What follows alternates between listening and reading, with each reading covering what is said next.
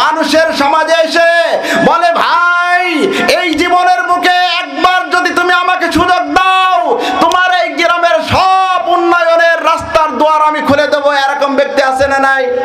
জোরে বলেন, আছে না নাই? প্রধানমন্ত্রীর থেকে শুরু করে বিশ্বের প্রত্যেকটা জায়গায় আজকে ধোঁকাবাজির কারখানা খুলে বসে আছে প্রত্যেকটা নেতৃবৃন্দ। কথা বলেন ঠিক না বেঠিক? মিথ্যা বললাম? মিথ্যা বললাম না সত্য বললাম?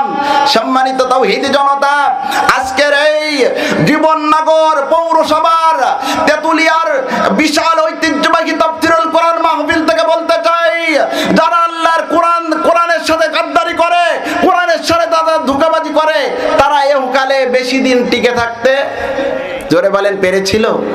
ফিরাউন মুসা আলাইহিস সালাতু ওয়াস সালামকে তাবড়িয়েছিল। মুসা আলাইহিস সালাতু ওয়াস সালামকে মানে নিজের রাষ্ট্রের থেকে দূর করে দিতে চেয়েছিল, পালাতে চেয়েছিল।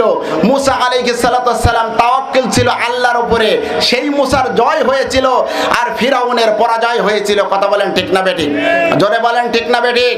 সম্মানিত উপস্থিতি মুসল্লিবৃন্দ, হযরতে মুসা আলাইহিস সালাতু ওয়াস সালাম যখন নদীর কিনারে এসে বলল, আল্লাহ আমি তো খুব বিপদে পড়েছি, তাওয়াক্কুল থাকতে হবে আল্লাহর কাছে বলল, আল্লাহ আমি খুব বিপদে পড়েছি, এই বিপদ থেকে পরিত্রাণের রাস্তা তুমি খুলে দাও।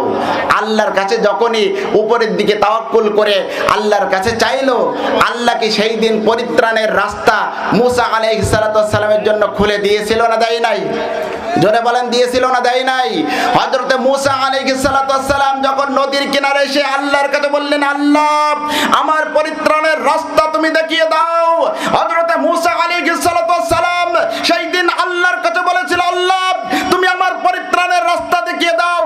মুসা আলাইহিস সালাতু ওয়াস সালামের অনুসারী যদি আমরা হয়ে থাকি, আপনি হাজারো বিপদের ভিতরে থাকেন না কেন, ওই নদীর কিনার থেকে আল্লাহ যেমনটি মুসার রাস্তা দেখিয়ে দিয়েছিল, আজকে বিপদগ্রস্ত হাজারো হন না কেন, আপনার আমার পরিত্রাণের রাস্তা আল্লাহ দেখাতে পারে না? পারে না?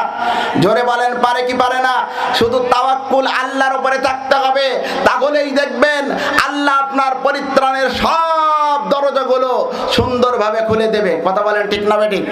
আরো জোরে বলেন ঠিক না বেঠিক? শুধু আল্লাহর কাছে আমরা চাইতে পারি না, তাই আল্লাহ দেয় না।